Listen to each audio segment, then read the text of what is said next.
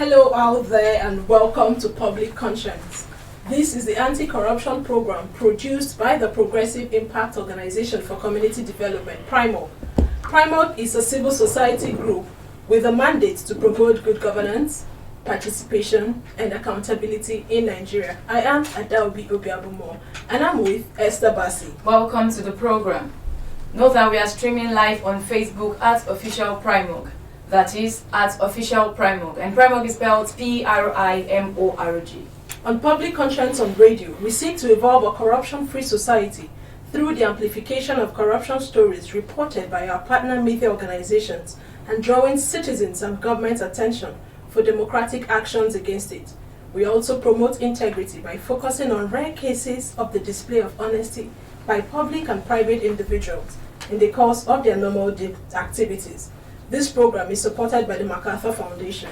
Today we will be looking at the fight against corruption in Nigeria and how citizens' participation can bolster this noble cause. Many schools of thought believe corruption is the single greatest obstacle preventing Nigeria from achieving its enormous potential. Here is what corruption does. It drains billions of dollars yearly from Nigeria's economy. It stifles development and weakens the social contract between the government and the people.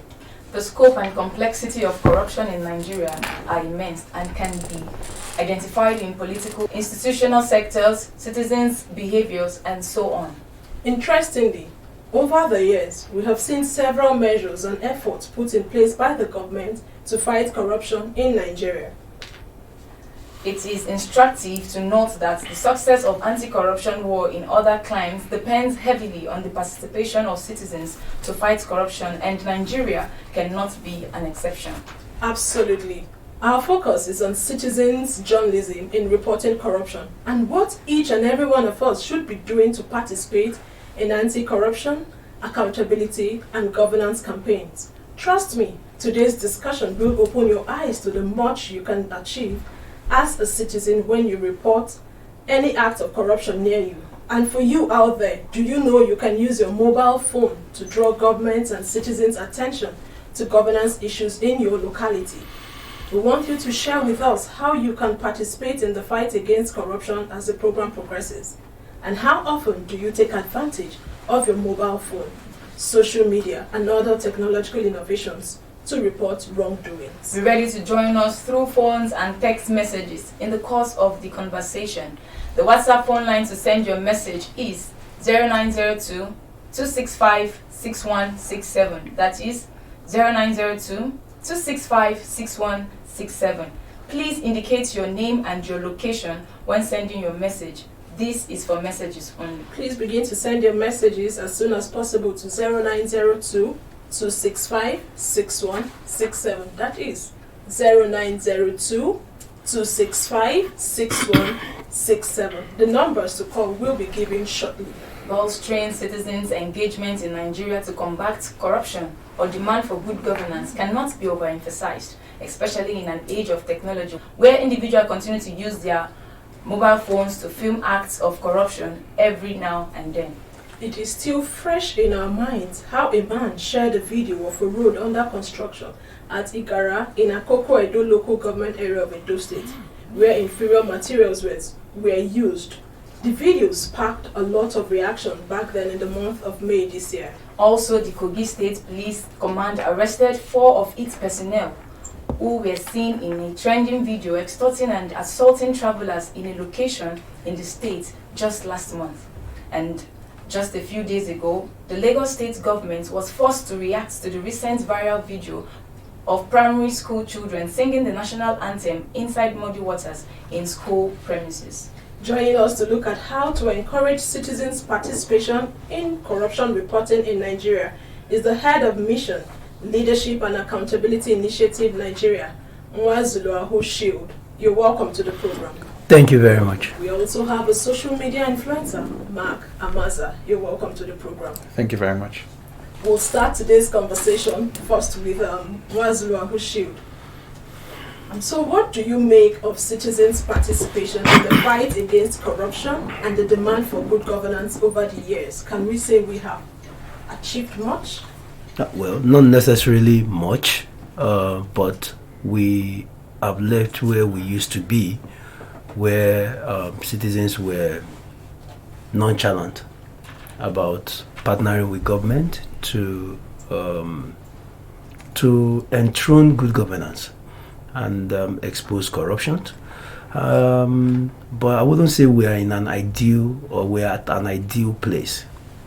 Why do I say this?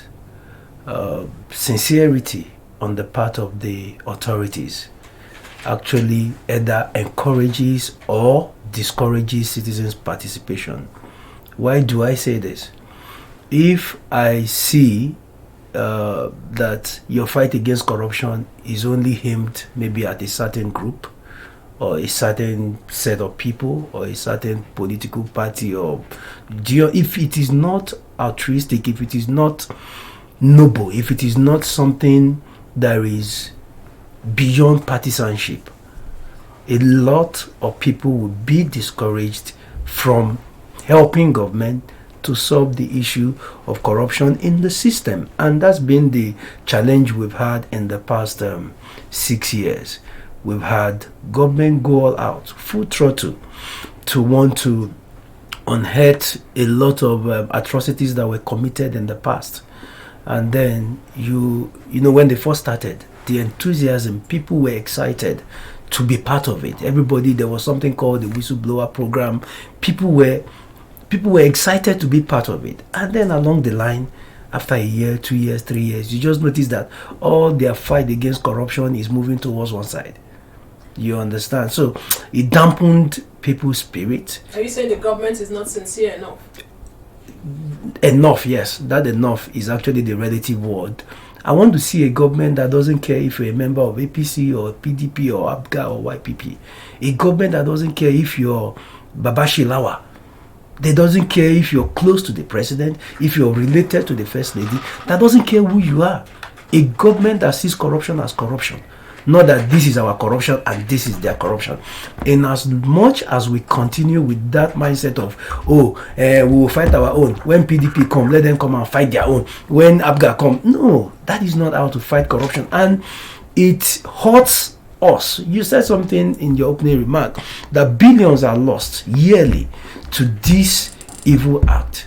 So it's not something the government needs to play or toy with. But what we have seen so far, for me, we are just like Sheikh Usani will say, we are spraying deodorant on it. When we are ready to fight corruption, the man in my village, in your village, will feel the impact. Okay, so when we are ready to fight corruption then. So what are the prospects of citizens journalism in Nigeria, and how important can it be in our country's anti-corruption campaign? Well, the truth is, sincere corruption fight, a holistic fight against corruption, depends largely on intelligence gathering. And intelligence gathering involves citizens. You can't fight corruption by remaining in your office. You can't fight corruption by wearing uniform and saying I'm police or I'm EFCC. No, it involves citizens being able to provide information to you. So yes, citizen journalism should be encouraged, people should be applauded. People should be, I don't know, whatever we need to do to make every Nigerian citizen see himself or herself as part of the fight against corruption.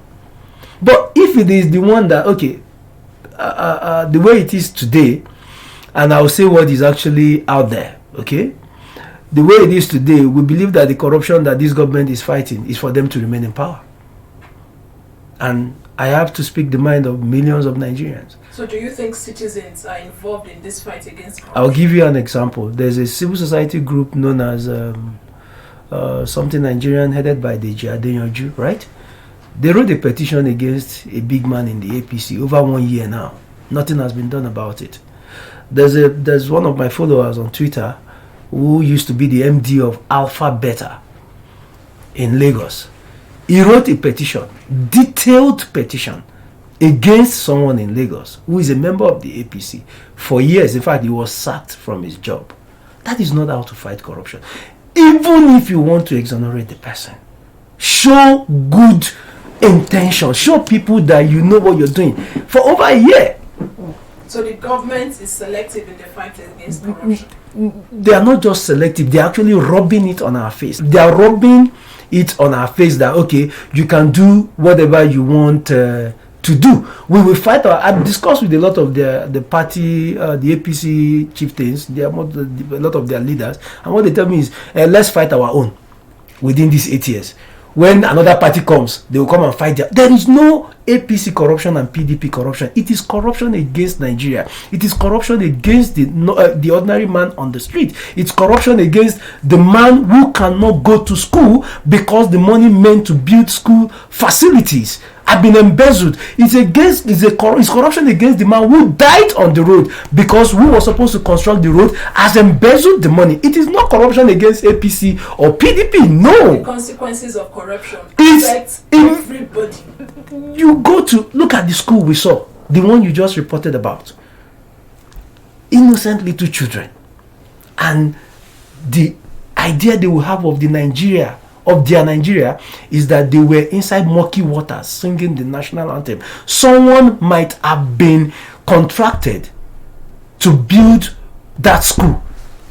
Where is the money today? That's a big question. Where is the money today? But let's shift our attention to MacArthur, social media influencer. That concept is a word that is trending recently. Before now, we've not heard of social media influencer. So could you help us understand who a social media influencer is and what he or she is capable of doing, especially when it comes to reporting acts of corruption? Okay, so I think I should also point out that that's not my job.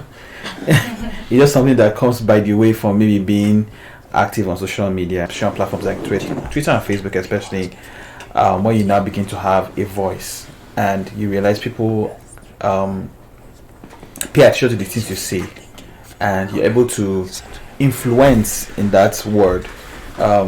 So it could be on large issues, it could be on micro issues or specific sectors. So there are people who are influencers in specific sectors, maybe in health, in tech, in fashion or whatnot. For me, I happen to be very talkative around issues of politics and governance. So you're influencing a whole lot of people, your followers. Well, I do believe there are people who take what things I say seriously, and I also see it as a responsibility to make sure I say things that I can stand by any day, anytime. To the second part of your question, which was, sorry, I missed the second part of your question. How we use social media can influence, especially when it comes to reporting acts of corruption. So I think the beauty of social media as a whole is also that fact that it's quite democratic, in the sense that to a large extent, even you don't have to have a large following to be able to highlight acts of corruption. So you see, for example, how many people can report simple things that, well, let me use the word small acts of corruption, and that's relative, where, for example, the policeman or soldiers who stop a commercial vehicle on the road and then extort them for money, or we saw it like with NSAS, where a lot of people were highlighting, we've been harassed, we've been extorted, we're basically robbed and told, and if you don't give money, you'll be shot. Those were acts of corruption. And so what social media influencers can do is, how do you amplify those stories? How do you create that, build that narrative? Because so that just that person who feels all alone speaking, it's no longer all alone. You're able to get people to see it, to speak on it, to apply pressure, to know on that issue. So there's a lot of, so that's one way social media influence can really do a lot in exposing acts of corruption beyond just speaking themselves, because you can't be everywhere. You're not omnipresent. You can amplify the times where people exactly on that. Okay, so what are your challenges as a social media influencer who wants to see issues of corruption and bad governance become a thing of the past in Nigeria? I think, like Wazulu said, that similar lack of sincerity from the government. When you have people believe that acts of corruption that have been exposed are going to be dealt with, it increases their confidence in reporting more. And it doesn't matter whether it's a big man or whether it's a small corruption. When you now know, oh, this policeman, these policemen at these checkpoints stopped me, harassed me, extorted me of money, and then they now say, oh, that has been taken up by the police authority and those were reprimanded, were punished for it. It increases the confidence of citizens to say, oh, tomorrow I can speak up because I know this will result in something. When I now say, oh, the big man who there's an allegation or petition against him and that things follow through, is duly investigated, there's some prosecution, even if it's going to be an acquittal, so let's not just bray or call for jungle justice, or once somebody has been accused means that person is guilty. But once you know that those accusations of corruption, those acts of corruption are dealt with, it increases the confidence of citizens to want to be more, to expose more. And that's because we haven't seen that enough. We haven't seen that. You have a lot of people who now talk about corruption just as is what it is, who just come and just say, we know that in the end nothing will happen. Just do it as a write-off. More like, so that dampens the it dampens citizens, right? exactly. On the other side, there's also a problem where and this is a social media wide problem where people move on too quickly from things that happen. So something happens, everybody talks about it for a few hours, and before the end of the day, it's another trending topic and people are on that. So it now behoves on organizations and competent individuals who will now follow up on that, and that's why in the end many of these things will end up dying. So I will give you an example.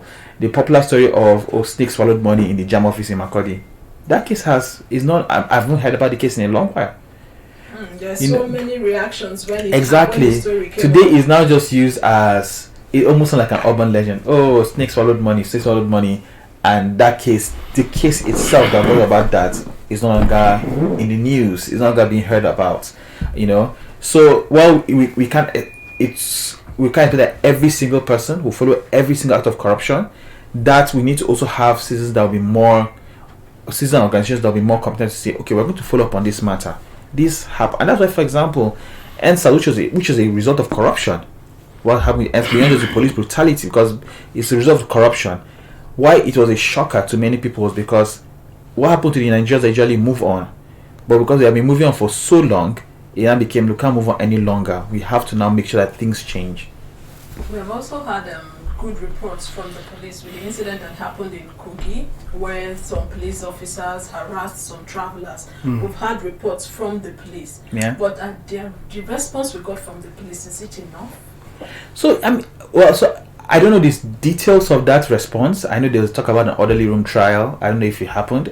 Again, I'm also guilty of saying I can't follow up on every case that comes out there. But if we need to have it more to be consistent, because almost every week you hear in the news of some form of police harassment or extortion. We need to have that consistency. When you have that consistency and begin to reform your system within, and this is not just the police, it's across governments at federal, at state level.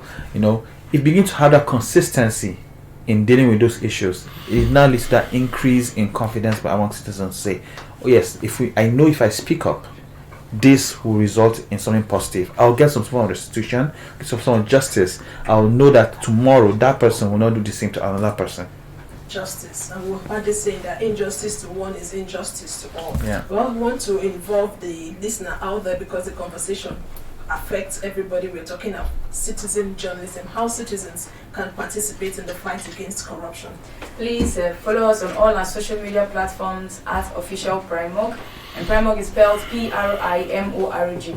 Also remember that we are streaming live on Facebook at Official Primorg. And remember that this program is interactive. The WhatsApp phone line to send your message to is 0902 265 6167.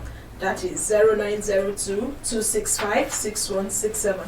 The number is for WhatsApp messages or your text messages only. So now we're asking, how would you react to the conversation? How often do you see or do you use your mobile phone and other social media apps to report wrongdoing? And do you know that some citizens are already exposing wrongdoing with their mobile phones via social media? Hello? Okay, your name and where you're calling from? Okay, my name is Yunus Abdullahi. I'm calling from Wuse. Let's hear you. Okay, you're talking about the issue of journalism. I think it's an important tool as far as information dissemination is concerned, and also awareness creation and carrying everyone in the society along in the fight against corruption, in ensuring orderliness in the society. But really, there are certain parameters that citizen journalists must adhere to. With the rise or with the increasing number of citizen journalists on, across platforms, you see that, most times fake news and also shaded news usually found themselves, itself into the society. I think what I would say is that in as much as we are advocating for citizen journalism in Nigeria, I think also that in the area of education and fact information verification, opinion verification should also be looked into. Even in the conventional or mainstream media. Could you wrap up in 30 seconds, please? If you have a report, you don't just throw it out there, you understand. You subject it to thorough test, investigation, you look at the issues from all perspectives before actually publishing them. So citizen journalists, if they have any information at their disposal, they should go ahead and seek for the use of credible media platforms that we know before publishing them, or even call renowned editors that we can vouch for before going ahead. Thank you so much for your contribution. We want to give other people the opportunity to call in. And if you're watching via Facebook at Official Prime Hub, you can also leave a message or two and we'll take your message. And my guest in the studio talking about Nwa Zulu Aho Shield mentioned that government should be holistic in the fight against corruption, and for citizens to participate, the government needs intelligence, that is intelligence reporting or intelligence gathering. So back to you, Nwa Zulu Aho Shield. What do you think are the major bottlenecks of citizens' participation in anti-corruption or good governance campaign, and how can we start addressing some of these issues? Okay, there was something he raised earlier on about the police case, the one you also said in Kogi, and the one in Kogi and everything, and then even those who prior to the NSAS agitation had been involved in traumatizing and mishandling citizens. Okay, now when you say there's an orderly room trial, all right, and after 3 months nobody hears anything again, that same policeman who maybe shot somebody or maybe killed someone or maybe obtained money using the ammunition given to him by the Nigerian state, maybe he's transferred from Lagos to Oyo State or to Sokoto. Do you understand? Now, if that thing that happened in Kogi, someone recorded it using their phone and posted on social media, and it got the authorities to tell us that they would intervene, okay? They also got the governor of the state speak about it.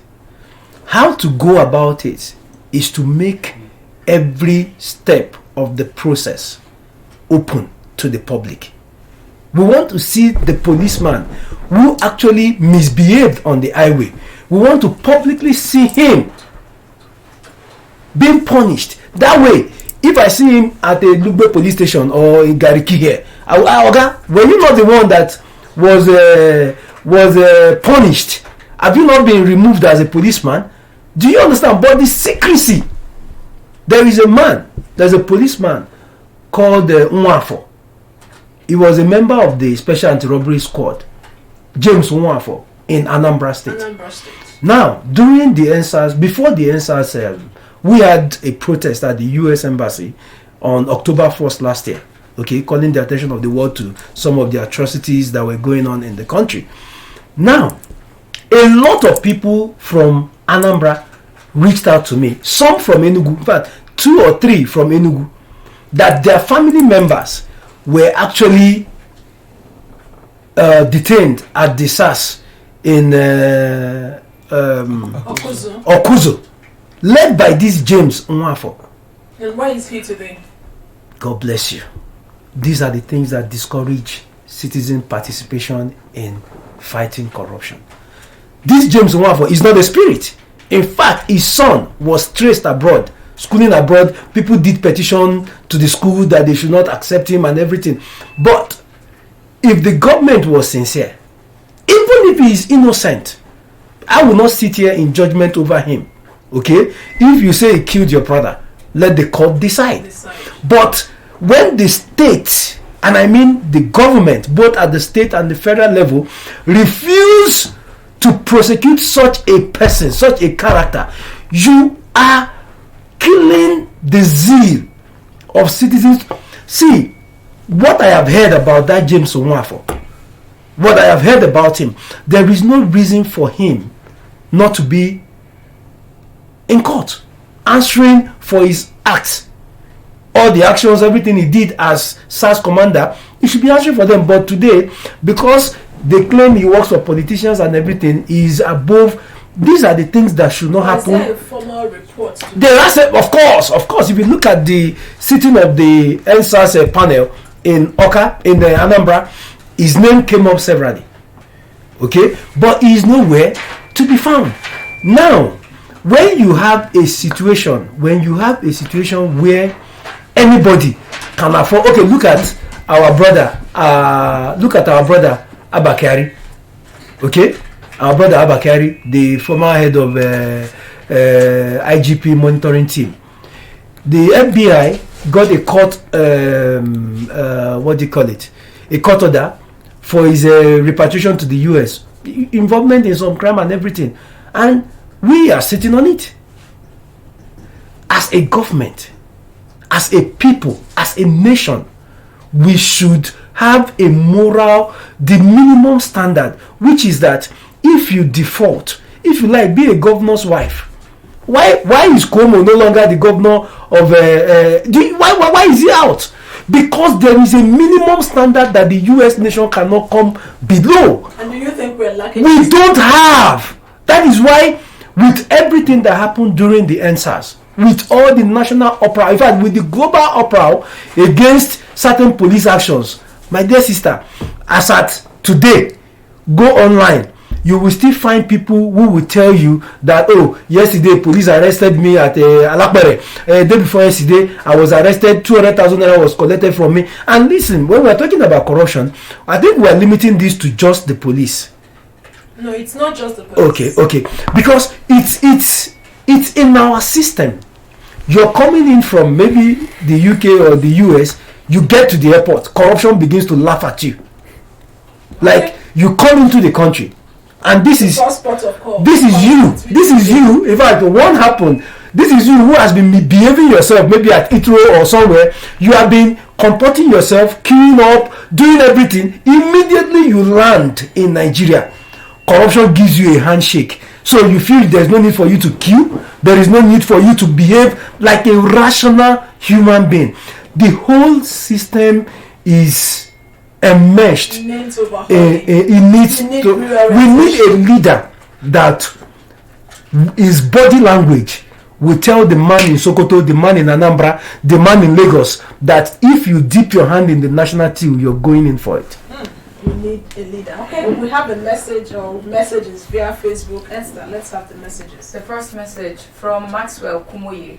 He said corruption starts from our homes. So the fight should start from each family. Information on how to report should be given via email addresses to where to report to. Okay, the next message. From Dominic Iriata. He said, please, for the war on corruption to be won on the government must be sincere by using themselves and their offices as a case study.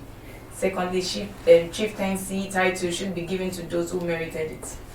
The students that came to the village should be conscious on how they award chieftaincy. Okay, say that family is the smallest unit of the society. From the message we read via Facebook, we should also in our families teach our children how to fight corruption or how to report. That's where socialization starts from. So I'll get back to Mark Amaza. The last caller raised some valid points. Some have said that citizen journalism is all about attracting followers. That's talking about social media influencers. Towards the trend to push or tendency to push out fake news from what the last caller said, as against the mainstream media that thrives on the principles of the profession, talking about objectivity, fairness, and balance. So, what should citizens look out for when reporting acts of corruption? Should they be balanced in their reporting, or should they just report as it occurs? Well, I do agree with him that happens. a lot of people do push out fake news on social media, but mainstream media also push out a lot of fake news. It's not something that's exclusive to social media. It just has the potential to spread faster on social media.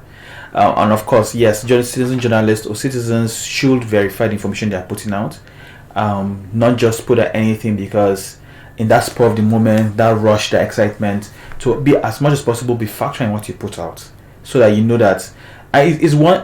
But at the same time, citizens citizens like you and I won't. Maybe you and I might not be the best example. Won't have the resources that mainstream media has to do all the fact checking and follow sources and do all the necessary journalism work. But nonetheless, citizen journalists have been very, very powerful in highlighting incidences of corruption.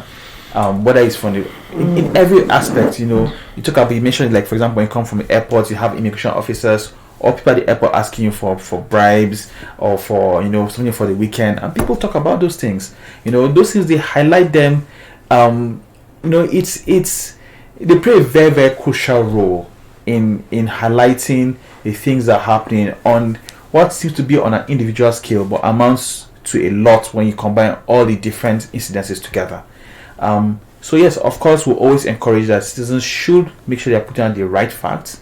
Don't just put out things because you heard and things you can't verify. A lot of times people put out these things, they are based on their experiences. If I'm traveling and the police stops my car and they ask us to stop there and sees me with a laptop and ask me, "Oh, yeah, with a laptop, you're a Yahoo boy, bring money," I put that information because it happened to me. That's my own experience. So you don't need verification. I don't need verification. I mean, I am the verification. It happened to me. Yeah, exactly. You understand? And overwhelmingly, when you have incidents of people, when reports of corruption being reported, overwhelmingly, it is people who are reporting their experiences. Or they might tell you, "Oh, I go to this office a lot, and this is the trend I have observed. I've observed that in this office, people in this office are behaving this way, are doing this, are doing that, are creating chaos to benefit from situation by collecting bribes, to convert the processes." Those are things they have observed. This is not to say that once in a while or here and there won't see people who put out things that are not true. But overwhelmingly, we don't just throw out the baby with the bathwater and say because there's some people who put out fake news, it means citizen journalism should be discounted. We need citizens to report acts of corruption. We have a text message from Goodluck Godi Osaritin from Itama Extension, Abuja, and it says, "Strengthening the existing institutions and making them truly independent is the only way. But the way government is structured in Nigeria, it is a difficult task." Do you agree with me? Which is, in fact, that is the bane of the challenge we face in fighting corruption in Nigeria.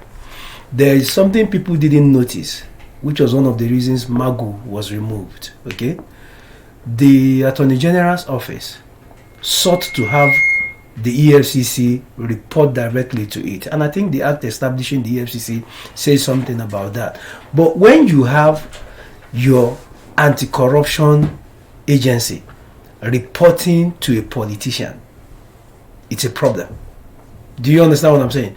The EFCC should be truly independent. Should be independent. In fact, the EFCC should not even report to the president. They should not report to any politician. Their funding should be first line charge. They should have no business. The only business they should have with politicians is when they are inviting them for questioning or anything. But when as the EFCC chairman, you have to carry your file and go to the villa and wait for 2 hours to see somebody. Maybe you see a chief of staff or one PA or SA to the president. If that person you went to see and waited 2 hours to see, if that person commits an act of corruption, will you be able to look the person in the face and, okay, something happened sometime with the late chief of staff, okay, something about some money from some vehicles and everything. The person who reported the matter was arrested and detained. That's a long time ago. See, if we want to fight corruption, it is extremely, extremely easy. We must take the institutions away from politicians. Completely away from politicians. Not the issue where you have, okay, because under Bukola Saraki as Senate President, and that Senate, the 7th Senate, maybe because of issues they had with the EFCC or something, the chairman was not confirmed, but because of the report that came from the DSS. Now, if the DSS, under the same government, write a security report against the person nominated for the chairmanship of the EFCC, why should any sincere government, any government that is sincere in its fight against corruption, still maintain such a person, such a character as the chairman of the EFCC? So political meddling in the fight against corruption has made it, in fact, people have lost faith. Last week, the issue of Desiani came up. Oh, she has a bra that costs $9 million. She has this one. How many citizens have you seen that are angry anymore? People are tired. They are weary. For 6 years, we've been seeing political fight against corruption. We want to see genuine fight against corruption. Are you telling me that every member of APC is clean? That none of them, not one person in APC deserves an do you understand what I'm saying? There are things that you do that you insult the intelligence of your own citizens, and you make them disassociate from your own noble intentions. You want a crime-free country, you want a corruption-free country, you want a country where if 10 naira is budgeted for road, 10 naira is expended on the road. You want a country where if we say this is what we want to do as a people, then we do it as a people. Yet you bring in politics in your fight against corruption. It will not work. As far as either ICPC or the police or the NFIU or the EFCC, as far as they are answerable to politicians who have political ambitions, interest, they will never be able to holistically fight against corruption. Having an independent anti-graft agencies would help in the fight against corruption. We have a message from Dominic Iriata, who is watching from London, and he says that I'm going to direct this question to you, Mwazulu Shield. Are you satisfied with the response of the government to social media reports by citizens of corruption issues? The truth of the matter is, I am glad we did not come here today to discuss PDP, APC and everything. Do you understand? So we are not having a heated argument. We are discussing the progress of our country. Okay? Now, I will say this. This government is scared of citizens' access to information. My organization has severally done letters to the Nigerian Senate on the issue of the social media bill.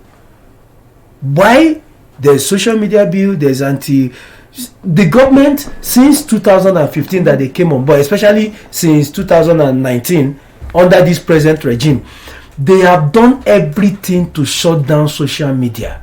Social media is not listen, if you have the mandate of the people, if the people truly elected you, if you have the intentions, the intentions to develop your country, if you have the good of the people at heart, there is nothing about social media you should be scared of. Nothing. The government that is scared of social media is a government that has a lot to hide. As we speak, you can only access Twitter via VPN. Where else in the world do you have that? 3 countries, Iraq and some other countries that do not practice democracy. I can actually Google that now and give you the countries: China, North Korea. Those are not the nation. We did not, on 25th of May, when President Buhari held the Constitution of Nigeria and swore to protect it, what he swore to protect included your right and my right. Today, there are certain things I might not be able to say anymore on radio. Because why? The NBC will bring you a query tomorrow. But if we trade on facts, I don't think the NBC would query anybody. If we trade on fact, why has the government asked that we no longer report what is happening in the Northeast? Why are we being asked no longer to call it terrorism? officially. The government have not declared them terrorists. It is not the job of government to declare them. Their actions declare them terrorists. When you take little children, when you render families, when you make women widows, that's not what a friendly camp does to you. Now, this government is scared of social media. Why? Because social media has been the only opposition they've had since 2015. Social media has been the reason why we refused, both through protest letters and physical protest, to allow them pass the anti-social media bill. Social media is the reason why today in the National Assembly there is a bill on electronic transmission of results. Social media has checkmated. Is not just a powerful tool. Is a tool that says the truth. It says something. You ask the question: should citizens journalism require that you just put up everything as it happens, or should you censor? The reason it is social media is because it reports real time. It is not our job to say, oh, okay, police is beating somebody or somewhere. We will not say, oh no, there is a fight between police and citizens. No, you report it you record it the way it is, and let the people be the judge. A sincere government should embrace social media. Every president, US president, is on Twitter. Our president at some point was also on Twitter. Until what happened? And also send a text message to 0902 265 6167 or on Facebook at Official Primal. Now we'll move to MacArthur. From your interactions with Nigerians and the youth out there, how willing and ready are they in exploring technology and social media to expose corruption? Are they willing to do this? I think they're already doing it. As we have highlighted many times, where you have people who report things that happen, acts of corruption, whether pictures, videos, text. You see, for example, we've seen many videos we made an example of the primary school in Lagos where kids were in muddy water. Of course, you have to ask the question, where was the money budgeted for that primary school? That's an act of corruption that's being exposed. So we see that almost every day, citizens are using technology to amplify that.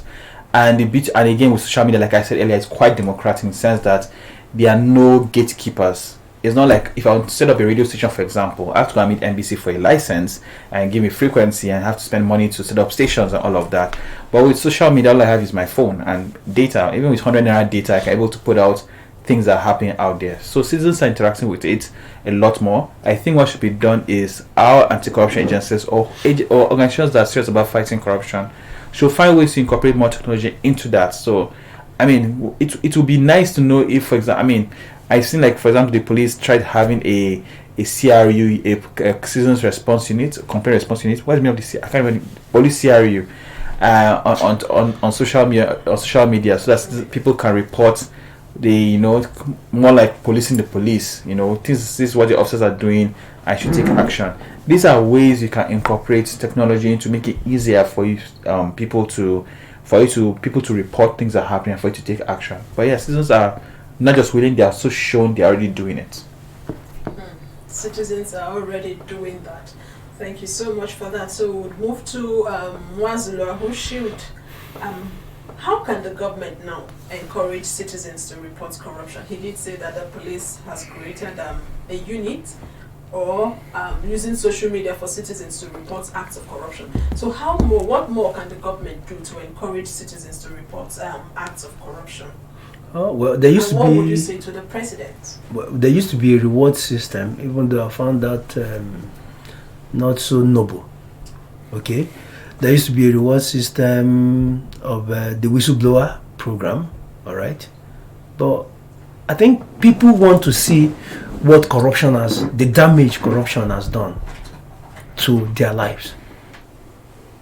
Once people come to acknowledge the great damage, the harm that corruption daily causes, you can really travel 10 kilometers in 10 kilometers, 5 kilometers in Nigeria without visiting a mechanic. A nation that has had independence since 1960 has not been able to generate 10,000 megawatts of power. Effects of corruption. Since 1960. South Africa. There. We know how much they generate. Ghana here, we know how much they generate. And because there has been no consequences, what we've had are just flashes. Oh, you arrest this person because he's no longer in your camp, or because he's no longer in your political party and everything. The moment we set up structures that give out punishment for this, it will save us a lot. Citizens will be happy.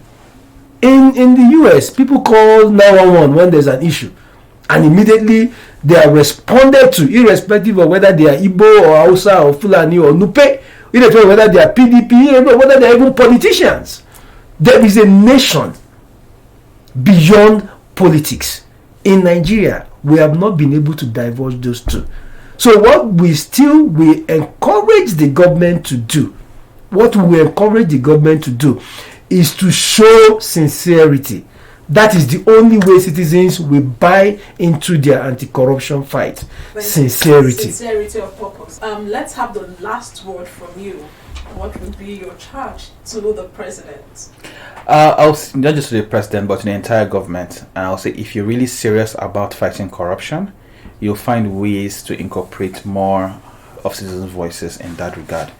As this again, since I the conversation from social media, I'll say again, all attempts like to regulate social media will only go to stifle citizens' voices, and that's not what a democracy is meant to be.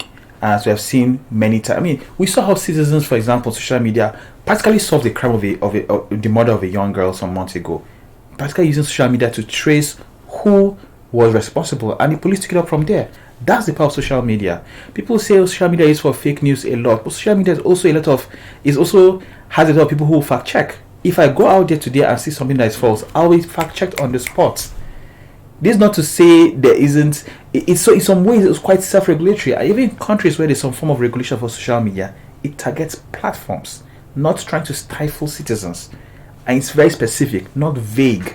For all of the social media regulatory attempts we have seen, all the numerous bills, there are always very vague provisions that can be easily used to stifle citizens' voices. So for me, I feel in terms of fighting corruption, we need to see technology and social media and find ways to incorporate citizens' voices and to build confidence by taking actions on those things that are reported. If not, people will just speak out just for the sake of speaking out and have no confidence or no assurance that you are really going to take it up from there and deal with the matter. Thank you so much. We need to see the government react to issues of corruption and not stifle the citizens. Thank you both for your contribution. We really must go. Our time is almost up. Please visit the news page of our website, primognews.org. That is primognews.org for all the details of our reports and interviews. Visit our website www.primog.org to get all the information about Primog. And you can watch our videos on Primog TV, our YouTube channel. Please subscribe to get reminders when we have a new post. We sincerely appreciate our guest, the head of Mission, Leadership and Accountability Initiative Nigeria, Mwazuluaho Shield. Thank you for being a part of today's program. Thank you for having me. And a social media influencer, Mark Amaza. Thank you for being here. Thank you for having me. Public Conscience is supported by the John D. and Catherine P. MacArthur Foundation, committed to building a more just, verdant, and peaceful world. Get more information about the foundation on its website, macfound.org. Join us here again next week for another episode of Public Conscience, and remember to follow us on Facebook and on Instagram @officialprimog. I am Esther Bassey. And remember that you can give us information or hint about corrupt acts through our phone 0902 265 6167 or info@primog.org. As a citizen, it is your civic responsibility to report any acts of corruption when you encounter it. I am Adelbi Obiabumo. Stay safe.